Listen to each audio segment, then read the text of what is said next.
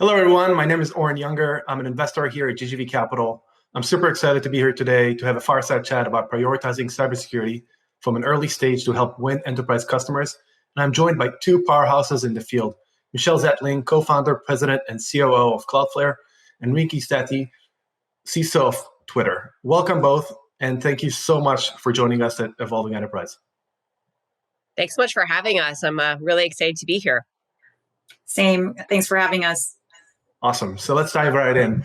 Cybersecurity is a known domain in business today, but both of you started operating in this space before it was hot. Would love for you to share with our audience how you got involved in cybersecurity. Michelle, why don't you go ahead first?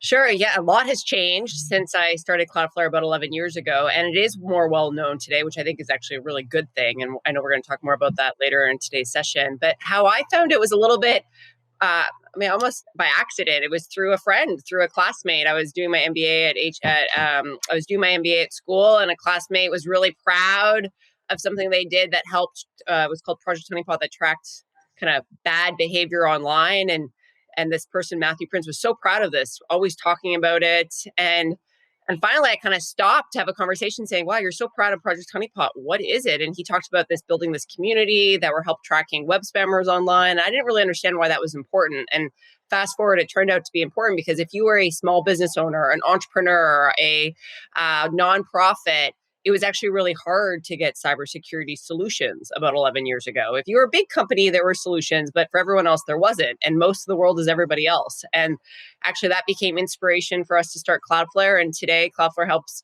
protect, speed up, and make any internet property more reliable. And I'm actually really proud to help make the internet safer every day. And so that's how I discovered it and fell in love with it. That's amazing. That's a really good story. Rinki, how about you? Yeah, similar actually. So I was graduating a couple decades ago, graduating with my computer science engineering degree, and it was a bad time in the economy. And I just was hoping and praying that I'd land a job. Most of my friends were going to go do their master's degree or almost decided maybe tech's not for them and started pursuing law degrees. I ended up, there was a pizza night. One of my friends was being recruited by PG&E. I was not. She said, free pizza. I was a college student. That sounded fantastic. I went and just was schmoozing and talked to one of the hiring managers. He asked me, what's your favorite class that you're taking? I said, cryptography. And he said, I've actually got a role in information protection at PG&E, and I'd love if you came and interviewed for the role. And so I did, and the rest is history. I've been in cybersecurity ever since. Pizza is a great starter for a lot of great things. Really glad you chose this occupation. This is awesome. Rinki, you have a really interesting charter running security at Twitter.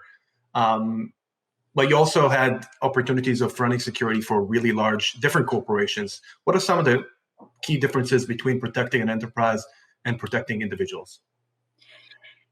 There's a few, and I think there's actually a lot of things that are similar when you think about protecting an enterprise, or because you're protecting people, you're protecting your company and the employees and your data. So there's a lot of things that are similar. I think the biggest thing for me, especially coming to Twitter, which is very unique, is that your attack surface is much broader, and any change you make, good, bad, or ugly, especially at Twitter, you're going to hear from your consumers right away. They're going to tell you what they think that you've done right, what you could do better.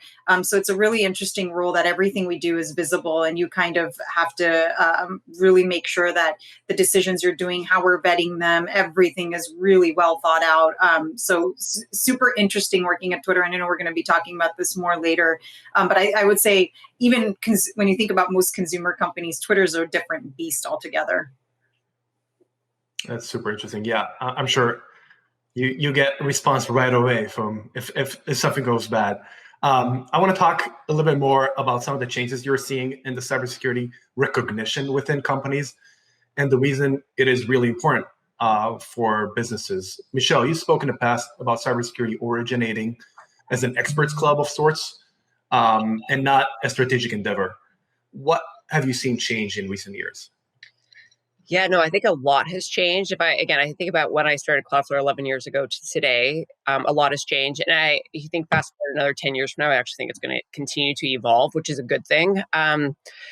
I used to think it was kind of an experts club, but you were an expert, and cybersecurity was kind of for the IT team or the security team to deal with, and the rest of the organization kind of went on with their roles. And today, security is permeated to everybody's role within a company. Actually, the best companies, that's the case. I think there's some companies who still lag, and hopefully they'll look at the people who are top quartile and get better at it.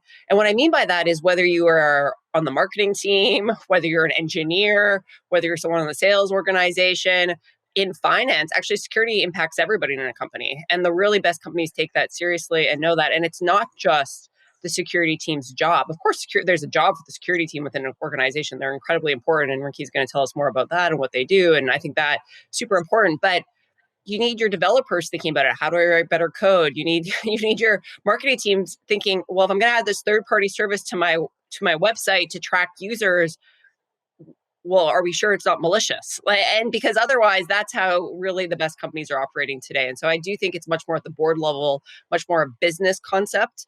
And if you are both starting a company or working at a company today, you just kind of have to understand the ABCs of security. And it's actually not that hard. And the leaders that are leaning in and saying, okay, teach me the basics and let me talk about it, are really considered top quartile among their peers, and probably better positioned to grow their businesses going forward. That's really interesting. I remember back in the day when I was running security, I was always talking with the board and management and trying to explain and asking them, like, this is important, this is important. Or your point of this being an initiative of everybody in the organization, whether developers or marketing or HR, I think that is a much better way of analyzing it and getting widespread adoption. And this is really coming together that way. That's phenomenal. Rinky, you held different leadership roles in really large organizations. Have you witnessed any changes in the dynamics towards security in the last few years?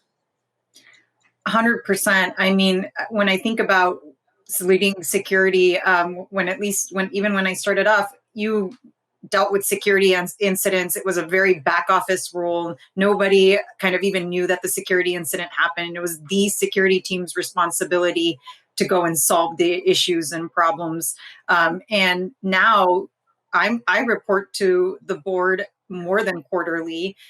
There's risk committees being formed by different companies now that's very focused on cybersecurity and presenting to a risk committee. And so you're seeing that, and you're seeing more CISOs and security leaders take board positions, which I think just kind of like can't underscore the importance more around where security is kind of elevating into companies and how important it is. So massive change from where it was years ago, where you didn't even know like the InfoSec team and what they did, to now it's very much front and center.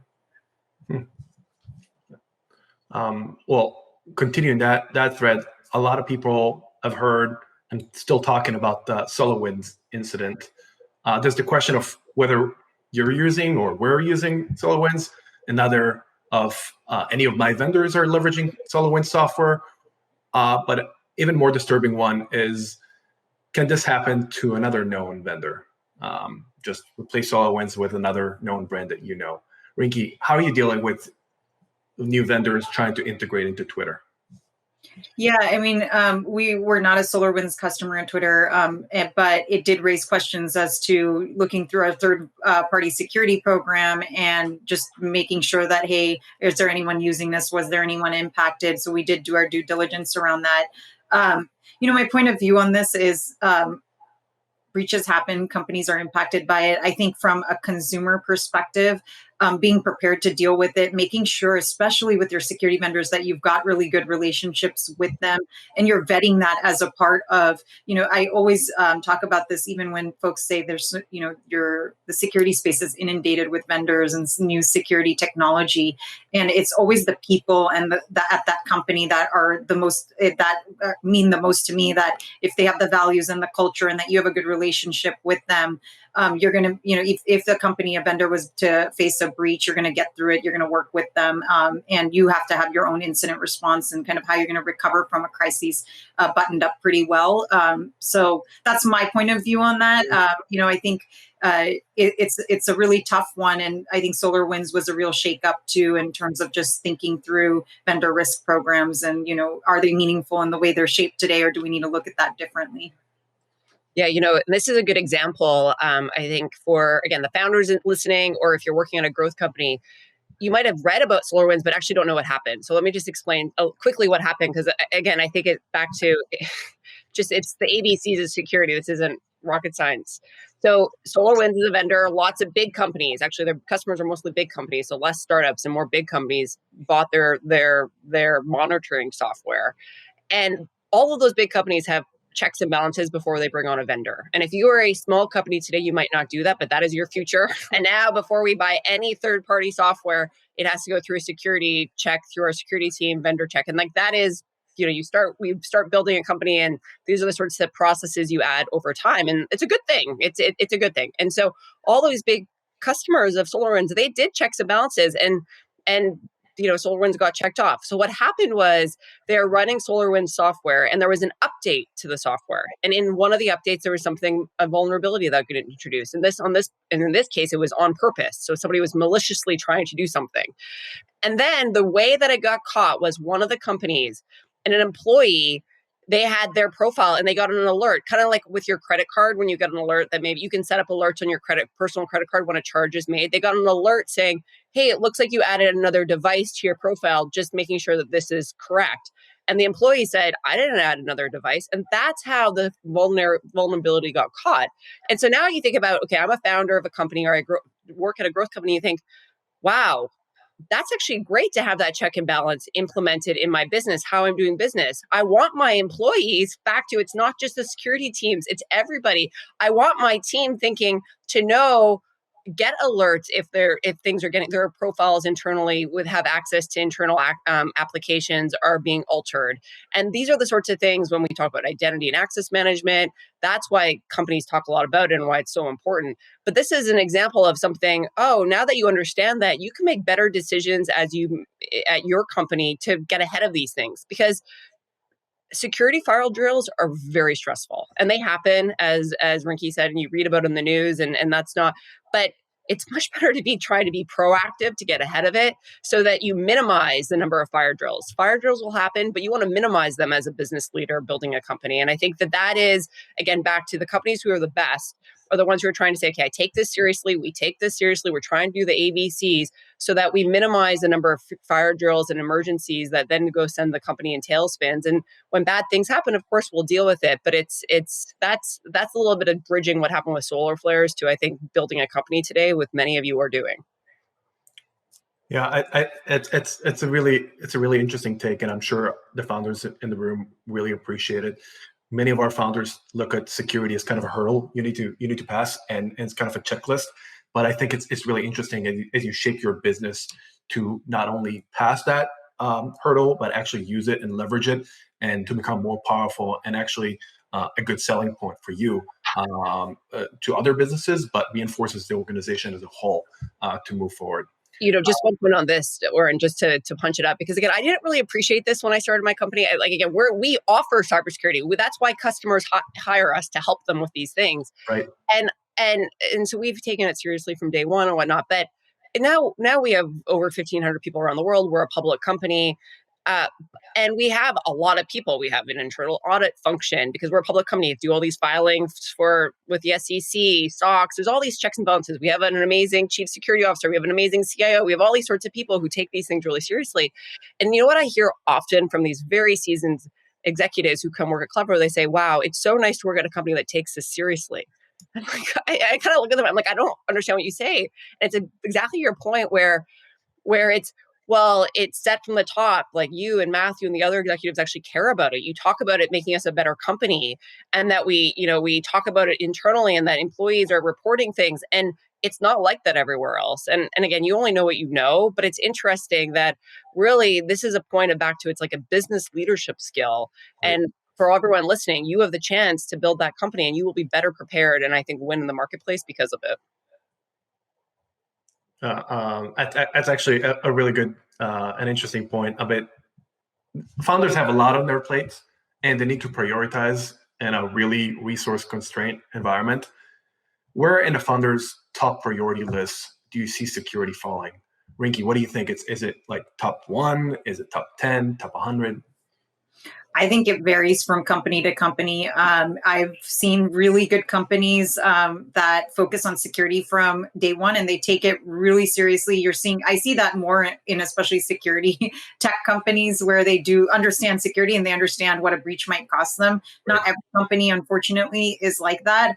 A lot of I've seen companies that don't do it right. They hire a CISO or they hire someone that's like a security architect just to have the role there and to be able to answer some questions that you're going to be asked as a vendor questionnaire to the company that you're selling to, and they don't make the proper investments in security. And I think that's a huge miss, right? Because I think that it ends up costing you so much more to go and do security right later than to really focus on that upfront and at the beginning. And I think founders who get it and who do this right, they build a robust product and they win more than the ones that don't. And, they win the security teams, and security teams, whether it's a security product or not, no matter what company it is you're buying, security teams are always going to do reviews. And if you sell them, it makes it the whole, I think, selling process just that much easier.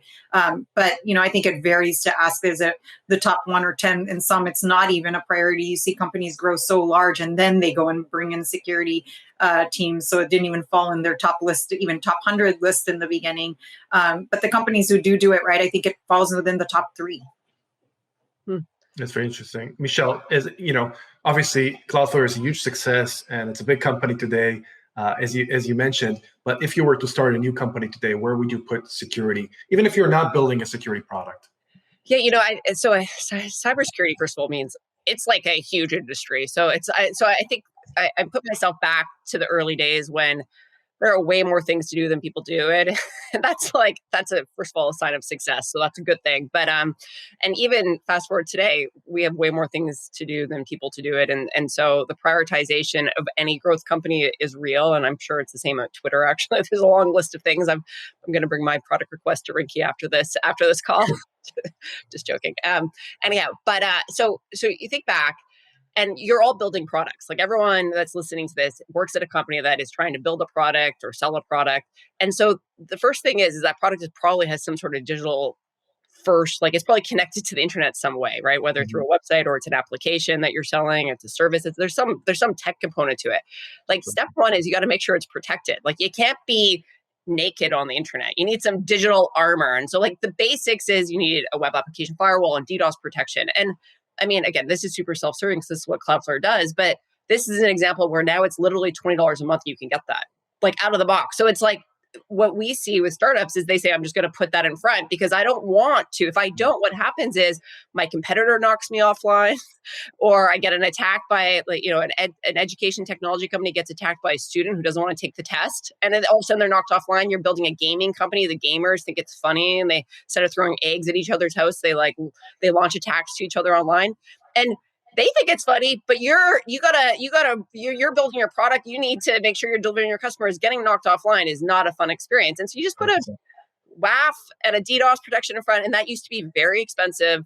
And now it's very cheap. And again, Cloudflare is one of the reasons why that's the case, as is many others. But it's this idea of nobody should be putting anything online that's naked anymore. Put some digital armor and a WAF and a DDoS. So like that, everyone should do that on day one. And it literally costs very, very little money. And that's an easy answer. But then you start to ask yourself, okay, well, now all the traffic coming to use my product, are they legitimate? Are they bots? And as you go along, progress in your business, you might care about that more. I don't think that's what some people care about on day one, but over time, you don't want people hogging tickets or taking places in line that legitimate customers would have. So bot management, all these sorts of things, like these things become more important. That's on the product side.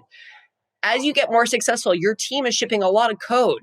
What you don't want to happen is the SolarWinds thing. You don't want your team to ship security bugs to all of your customers. You've just built a great product that everyone's buying. The surest way to lose trust of your customers is to introduce bugs in the product that you're shipping. And so probably not day one, but as you get more successful, you got to think, oh, wow, our engineering team, do they have good security hygiene? And so there's some basic things you can do there for every, if you're using Jira or Confluence or Wiki, basically for every Jira that describes how you're going to ship the software, have a corresponding security ticket. So you even know who looked at the code, you even know who's you just know who's a check and balance. And this is really kind of best practices to get it into your architecture early on versus bolt on after the fact that Rinky was saying. It's hard to add that after the fact. If that's just how you build software at your company, it becomes very standard. And those proactive things make a huge difference. Use fuzzing, you buy fuzzing scanning to make sure there are no just common things to look for. You just catch that before you release it to your customers, which is good. That's proactive. The second piece is as you get more successful, assume something's going to happen. Assume all your passwords are going to leak. All your customers' passwords are going to leak, and it's on the cover of Hacker News. What would you do? And I hope that never happens to you, but just think through internally. If something bad happened, what would we do? Who would do what? What would we write? How would we look into it? And if you kind of actually practice some of those emergencies and pretend, it makes once you actually have to go through the emergency much better. If you just know who you would call in and have a little bit of an emergency protocol, and nobody starts a company thinking that you need that. But those are the sorts of things that you would add in over time. And then the last piece I would say, so you've got your product online, you want to have some digital armor, security armor in front of it. You have your internal, development practices where maybe not on day one, but pretty early, you want to start to have that good security hygiene.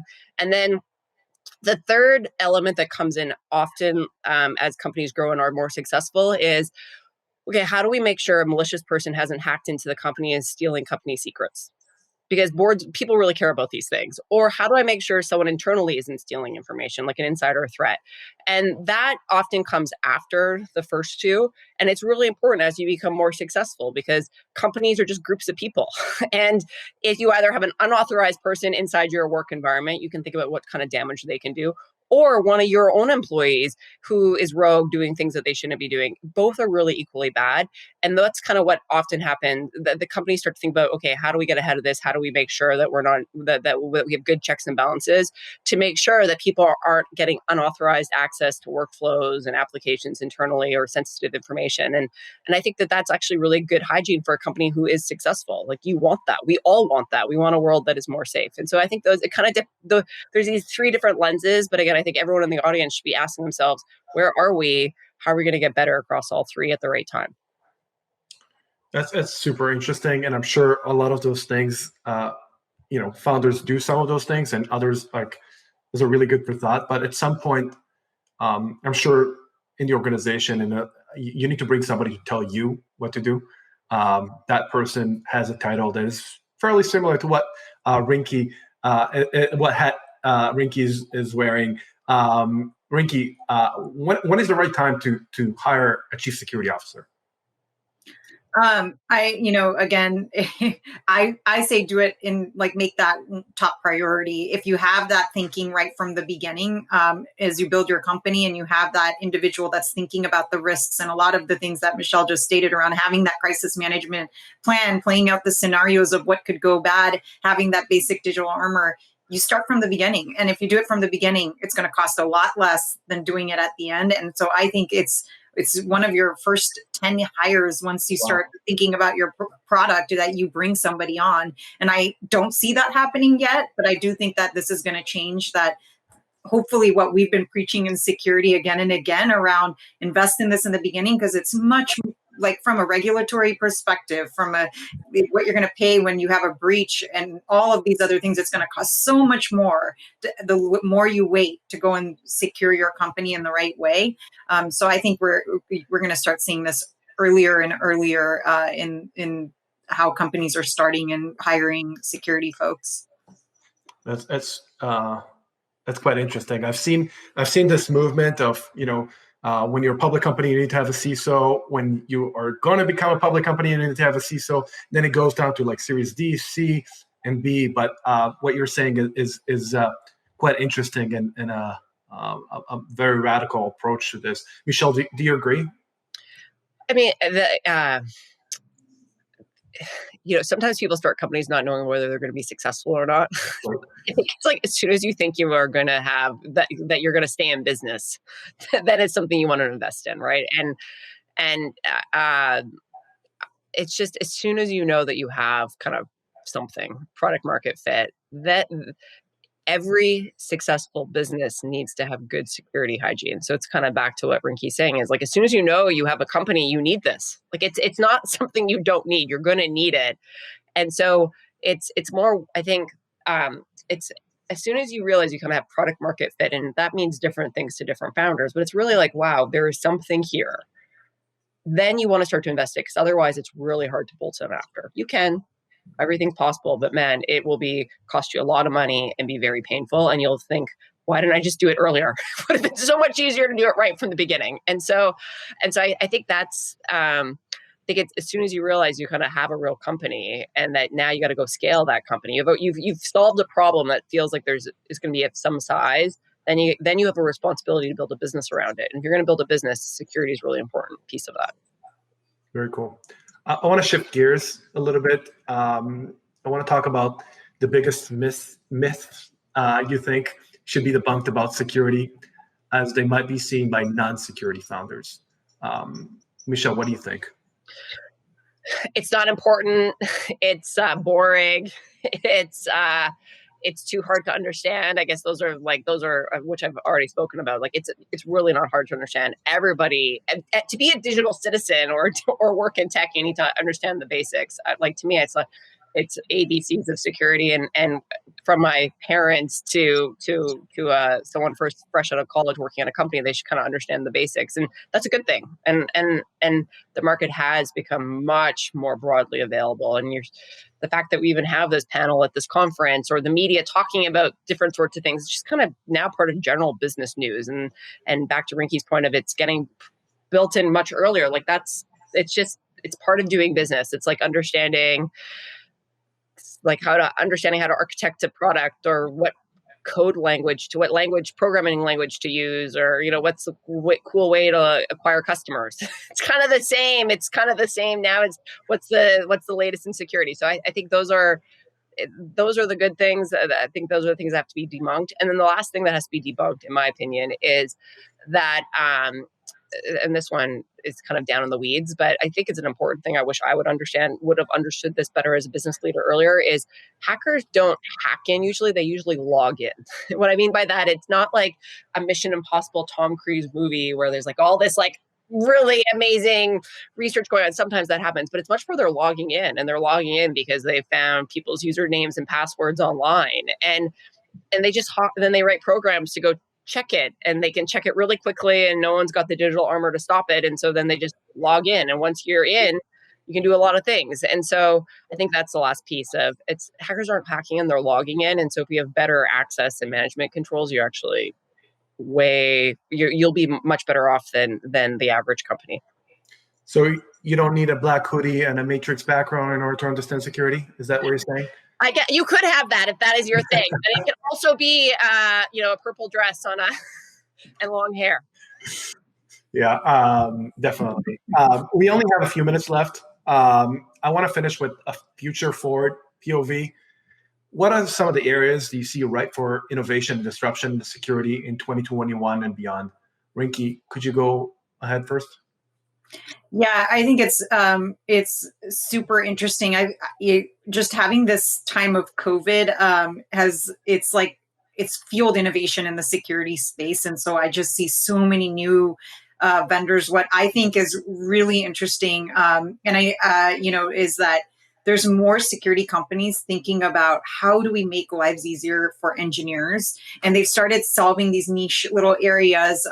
And I think the companies that are starting to think about building a platform around that, especially when you think about cloud and you think about developer security, I think those are the areas on, like, rather than solving that niche, building a solid platform that does everything from your development stage to how do we solve security to the operational stage, thinking about development all the way to ops and building a platform around that. And especially, I think that's where I'm seeing a lot of disruption. There's some companies that are really emerging, and they're not even necessarily, I think, targeting security folks. And I think that's what makes it super interesting. So I think that's a big one where we're going to see a change on where are security companies really targeting. Is it security folks, or are they trying to really solve pain points that exist elsewhere, and seeing some of those companies really emerge as platforms? Yeah, I really love the concept of selling security, not the security. And to Michelle's earlier point, I think it makes a whole lot of sense. So you have this huge amount of constituents inside the organization that need security solutions, and you don't want to be in that position that you need to force it down. You want to have this bottoms-up movement that where users are using the tools that they love and they're delighted by.